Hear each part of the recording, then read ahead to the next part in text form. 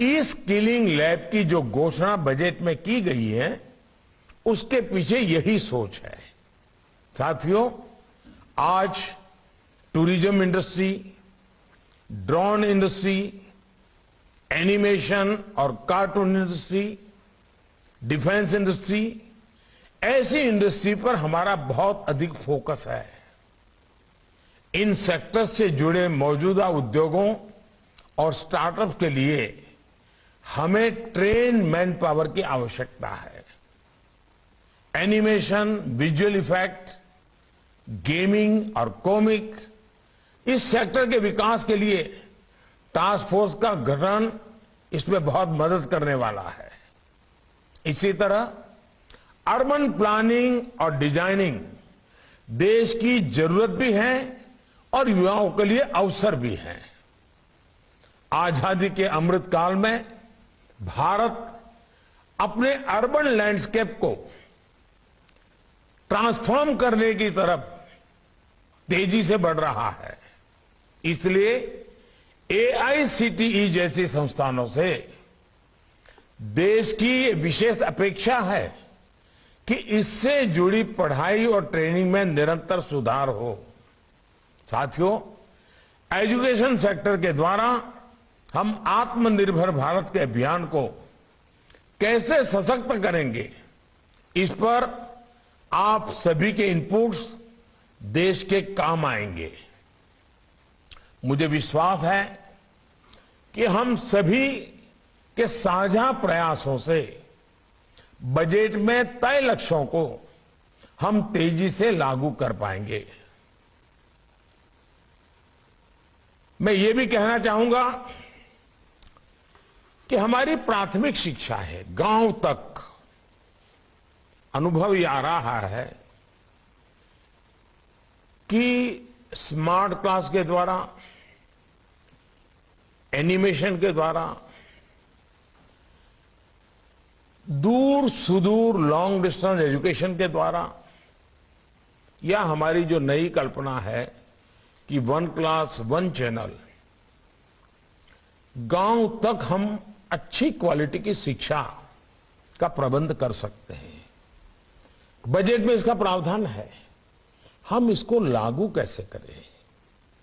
आज जब हम बजट को लेकर के चर्चा कर रहे हैं, तो आज अपेक्षा ये नहीं है कि बजट कैसा हो, क्योंकि वो तो हो गया। अब अपेक्षा आपसे ये है कि बजट की जो चीजें हैं वो जल्दी से जल्दी हम सीमलेसली नीचे लागू कैसे करें।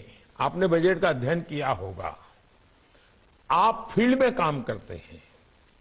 बजट और आपके काम और एजुकेशन डिपार्टमेंट की, स्किल डेवलपमेंट डिपार्टमेंट की अपेक्षाएं, इन तीनों को मिला करके अगर हम एक अच्छा रोड मैप बना देते हैं, हम टाइम बाउंड काम की रचना कर देते हैं।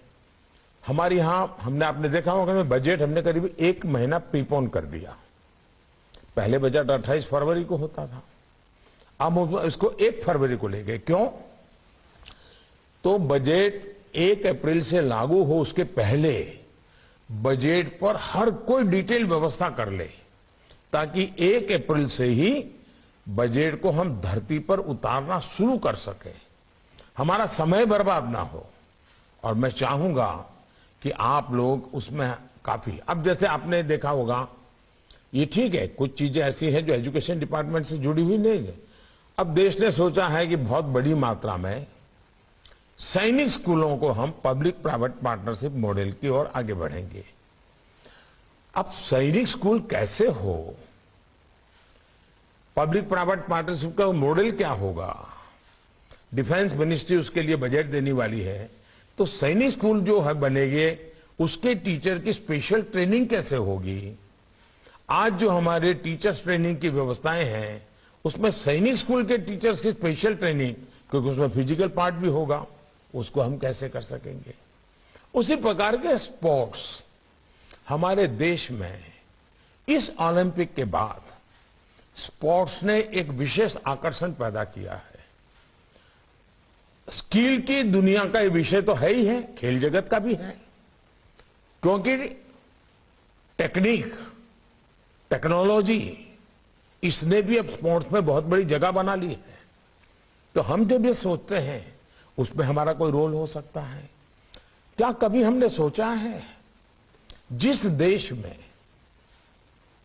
नालंदा, तक्षशिला, वल्लभी, इतने बड़े शिक्षा संस्थान, आज हमारे देश के बच्चे विदेश पढ़ने के लिए मजबूर हो, क्या ये हमारे लिए ठीक है क्या?